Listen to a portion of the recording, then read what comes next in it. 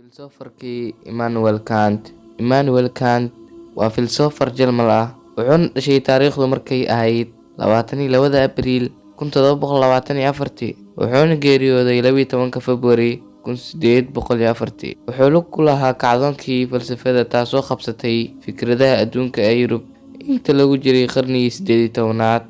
Qarniga falsafada.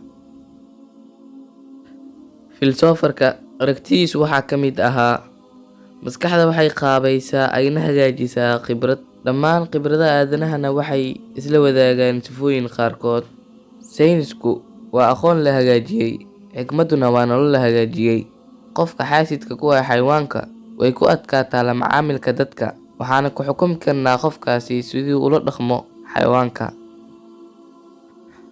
Khibrad aragti la'aan ah waa fal indho la'aan ah, laakiin aragti khibrad la'aan ahna waa ceer caqliyeed oo keliya.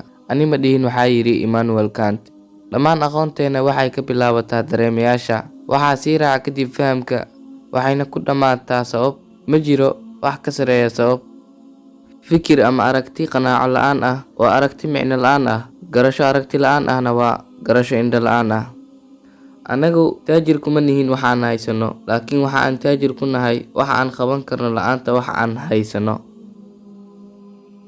Shuruucda farxadda waa 3: shay la qabto, qof la jeclaado, shay la rajeeyo.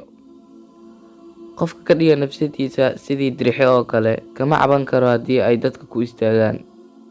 Halka qoraxda ay xadidan tahay, saraynta ama weynaanta waa xadid la'aan.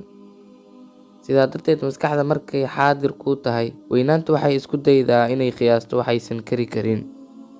Habkala sooca sax ama qalad ma ahan mid ku habboon sida aan nafsadeena u farxad gelino, laakiin waa sida aan nafsadeena uga dhigno mid farxad istaahisha.